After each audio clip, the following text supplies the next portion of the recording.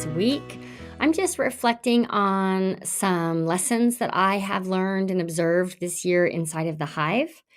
And I also just wanted to have this conversation with you this week and encourage you to take the leap and apply for the Hive program. We have some special gifts for you this month when you do so.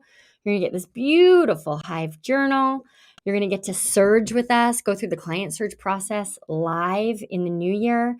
Plus, you'll get a ticket to our virtual retreat and you'll lock in this special 2022 pricing. So you can apply at the Hive at dallastravers.com/apply. Today, I want to talk about making mistakes and specifically how doing something wrong is actually required in order to get it right. I'll say that again. Doing it wrong is required in order to get something right. Ugh, that makes me gag a little bit because I don't like making mistakes, especially in front of people. But the truth is that being an entrepreneur, what we have signed up to do is make mistakes in public. Because in our messaging, in our marketing, in the ever-changing landscape on social media, all of these factors, everything is a giant guessing game. We're testing everything. I know this can be frustrating sometimes for Hive members on calls.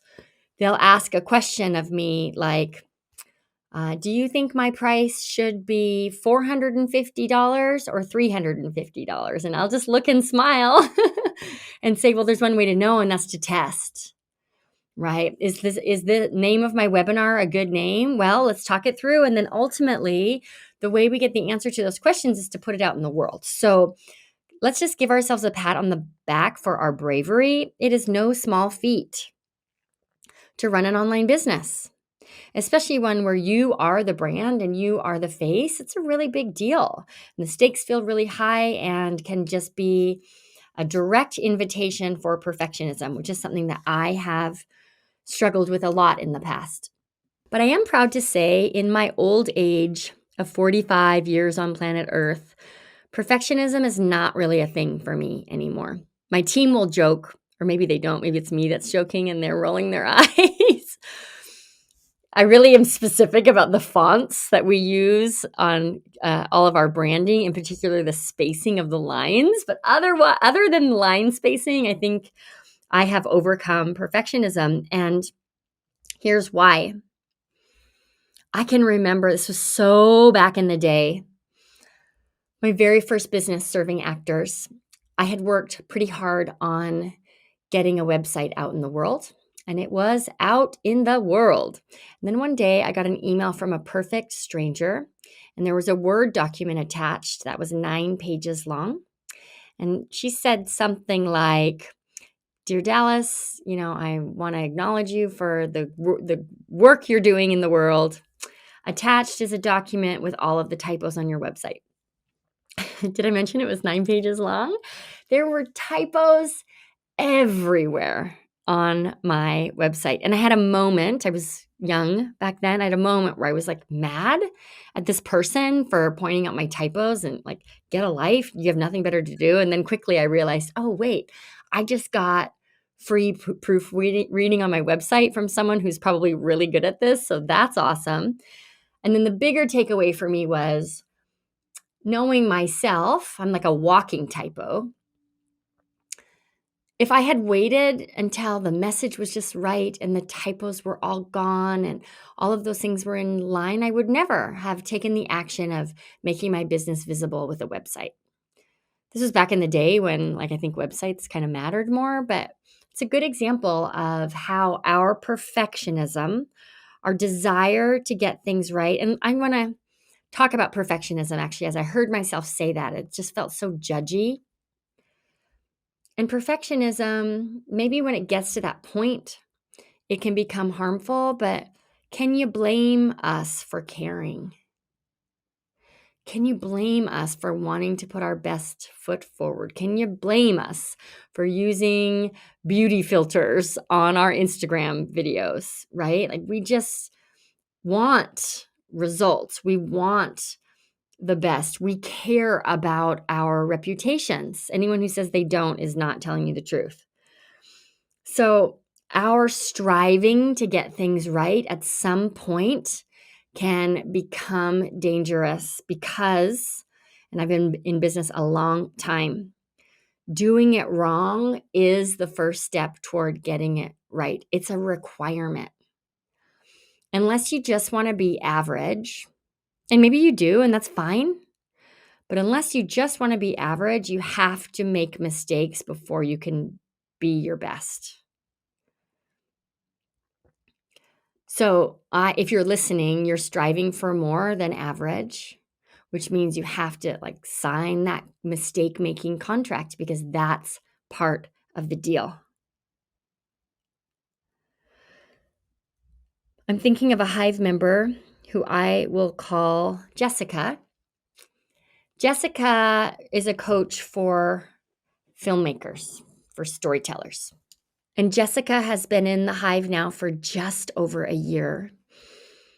And I'm going to paraphrase here, and please, the essence of the story is going to be what matters here, and some of the details I'm going to share to the best of my recollection, but I may not be completely accurate. Jessica came in to the Hive pretty clear on who she helps and how, and then went into this, put herself business out there, went through this phase of feeling like, do I help people? And is this who I want to work with? So then there was this refinement of her niche and a questioning of her offerings, which then led her to coming back to her original niche and just leaning more clearly into the right messaging, which then led her to change the name of her business. In some cultures, the name of her business means something other than what she thought her business meant, but we're going with it. So there's another mistake. Jessica launched her course and it was very clunky and kind of did it backwards. And now Jessica's figuring out how to fill power groups. And it's just, if you were to look through one lens at the year that Jessica has had, it would be so easy to say, wow, that's a whole lot of messing up. And that's what's so beautiful because, and I can feel myself getting emotional because it's just so inspiring, right? Jessica's a different person than she was a year ago, completely. She's so confident. She's so client focused. She's so joyful. She's really stepping into this leadership role in her industry. And it's because she failed all year long. I'm using giant air quotes around failing, right? She made a decision and she acted on it and she got information and then she course corrected. She made a decision and then she acted on it and then she got information and then she course corrected. That's what it looks like to run a business. And if you're trying to get it right, there's no room to grow. We have to be public in order to get feedback, trusting that you're just going to be a better version tomorrow than you are today. That's the whole point. Come on, we're coaches. We believe in that more than anything else. And I know the same is true for me. And I'm really grateful that I am not afraid to make mistakes in public. I changed the name of my entire program at the end of last year. Right? Just did it and then figured it out. So when we try to get it right, we often end up being way too clever. And now we create confusion. Everything we put out is overworked or tortured in some way. And we feel invisible because we're not really present to our process. We're present to the perfection. So Jessica, if you're listening, I think you know who you are. And it's just been so awesome to watch all the growing that happened. And, looking back now, you've got this enviable business, clients on demand, and you're scaling with a course and you've got groups, you're ticking all the boxes. And that happened because you were willing to get it wrong first. So if you're listening right now, I want you to think about a place where where you feel stuck and you're trying to get it right, what would happen if you changed your goal and the goal became fail fast? I remember when I first learned that phrase, it was back when I worked with actors, and there was a student in my class who came from the tech world. And he's the one who shared with me that, like, when you're developing software, so in the tech world, that is the goal, is to fail fast. Because if we're bringing a new software to market, we got to find all the bugs, right? We have to find out where it's broken so that the launch can be successful. So the goal is to get it wrong, to work out all the kinks, to find all the weak spots. That's how you get better. So you're naturally going to be better tomorrow than you are today if you're willing to fail fast. So where are you stuck? And in that stuckness, are you trying too hard to get it right? And this never goes away. This is supposed to be an uplifting episode, and I hope that's happening for you. But this is also just real talk, right? This never goes away. So here's another story where I just really felt like I stepped in it this year. If you listen to this show, you're probably aware of my commitment as a leader and my company's commitment to inclusion. We have a number of initiatives in place to really lead with diversity, equity, inclusion, and justice. And one of the things we added this year to the Hive was bringing on an extraordinary inclusion coach to teach some classes for us. Their name is Naughty Fantastic. We'll link to Naughty's website in the show notes. Naughty is awesome. So we had our first class, inclusion class, and one of our Hive members shared a story, and there was a trigger in the story. There was no trigger warning, and things got a little bit derailed. And after that, I just really felt like, what the hell am I even doing?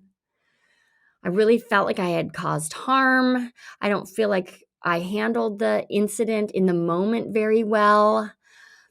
I just was kind of devastated by it. And sitting with that, a couple of things became really clear to me. Number one, especially with this work, this is a very concrete and tangible example of what it looked like, of the necessity to make mistakes, right? I show up with a lot of privilege, and of course, doing the work of inclusion, I am going to fall on my face. And so the question is, do I get back up? So how much are we striving?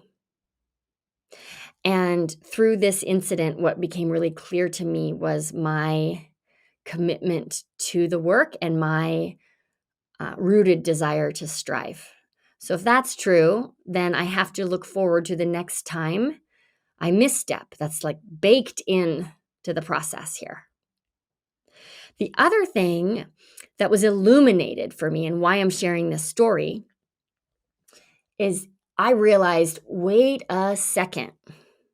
What is the intention of these inclusion classes? I know it's important, but like what is it rooted in? And I realized that I hadn't really thought that through, and I hadn't taken the time to distinguish the promise of the Hive, which is values-driven strategies to get clients and build your list and scale, right?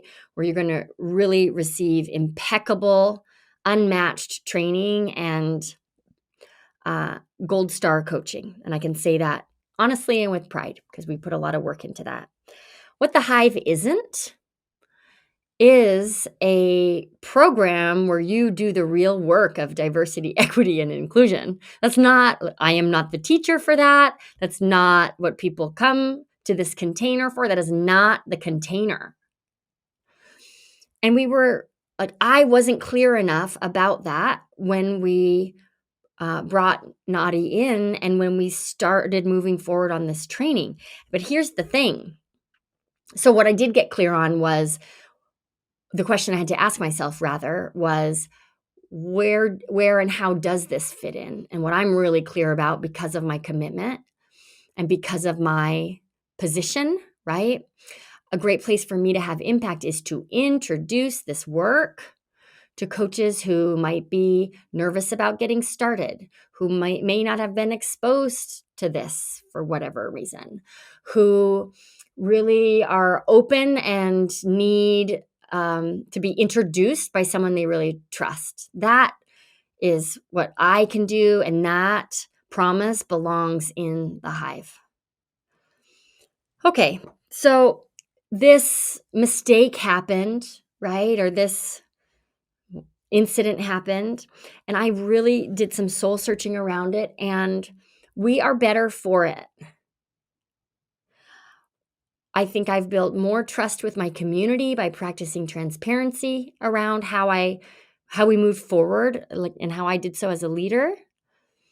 And I got really clear about how this DEI work is really meant to fit into the Hive and where people need to go to take it further.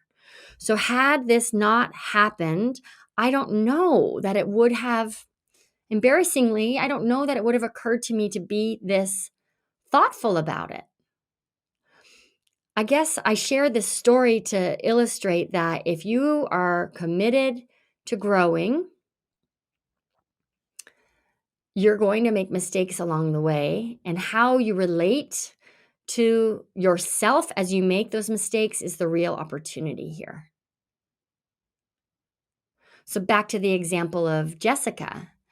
The beautiful thing about that story is Jessica, we all have our moments, but Jessica continued to relate to herself as someone who gives value, as someone who's capable of doing all of the things, as someone whose voice matters, as someone who deserves an artistic career and a fulfilling coaching business. And that's the thing that pulled her through. So doing it wrong is a sign that you're actually on track, which twists my brain up a little bit, even just saying it. But I've been doing this long enough to know that that's true. And then, like, parents, right? We know making mistakes is like the job. But how do we relate to the mistakes, and how do we relate to ourselves as we make them? So what do I want to leave you with today? That's a really good question. I guess I just want to invite you to give yourself a permission slip to make mistakes in public. It's a requirement. And you can recover. Moreover, it's not just about recovering. This is how you get better. I know it's how I get better. And what matters most is that we're striving. I mentioned parenting a moment ago. I can't even remember what the incident was. My daughter was young, 3 or 4. And we were talking with a parenting coach, actually. And I don't remember what happened, but we kind of had felt like we blew it, my husband and I. And something that she shared with me just has really been an anchor. And I say it in the Hive often, and it's the value of striving. And the metaphor she used was actually singing. And she was like, your baby doesn't know if you have a good voice or not. Your baby just loves the sound of your voice. So sing, right? Sing to your baby. Don't sing well, just sing you. And I remember her saying that to me when Farina was a baby. And so here we were back. And the big thing, she talked about the importance of, if something goes sideways, like if there is a rupture, the importance of repair. And it's the repair that demonstrates our striving. And it's our striving that our audience values most. It's our striving that our clients really respect. So doing it wrong is the first step toward getting it right. And I just want to invite you to continue to strive. All right. Happy Thursday. We've got one more bonus episode tomorrow. If any of this has been landing for you, take a moment and apply for the Hive. Now is the time. We've got a few spots still remaining, and it would be great to have you in the program. If you also have any questions, you can hit me up on Instagram. I'm Dallas Travers Biz Mentor, and I just want to thank you for tuning in. We'll see you back here tomorrow. Thanks, everybody.